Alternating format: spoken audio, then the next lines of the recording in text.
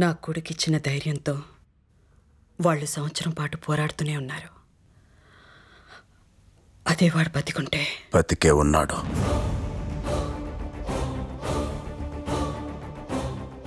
చరణ్ ఇంకా బతికే ఉన్నాడు. నేను బతికే ఉన్నాను కానీ అందరి దృష్టిలో చనిపోయి సంవత్సరం అయింది. కానీ చరణ్ చనిపోయి సంవత్సరం అయినా అక్కడ ఉన్న ప్రతి ఒక్కడిలో ఇంకా బతికే ఉన్నాడు.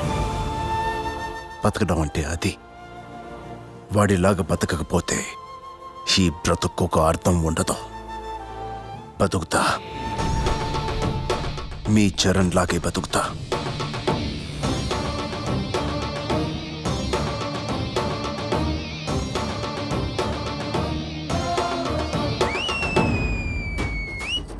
ఇంత యంగ్ ఏజ్ లో జన సంక్షేమ పార్టీకి యూత్ ప్రెసిడెంట్ గా ప్రమాణ స్వీకారం చేస్తున్న శరత్ కునాల్ తో మాట్లాడదాం. సార్, మీరు ఈ పొజిషన్ కి ఎలా రాగలిగారు? లీడర్ అవ్వాలంటే ఎలాంటి షార్ట్ కట్స్ ఉండవు. కష్టపడాలి.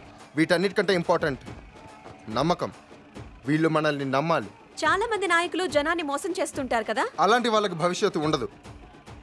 నమ్మక ద్రోహం చేసే వాళ్ళకి పుట్టగత్తు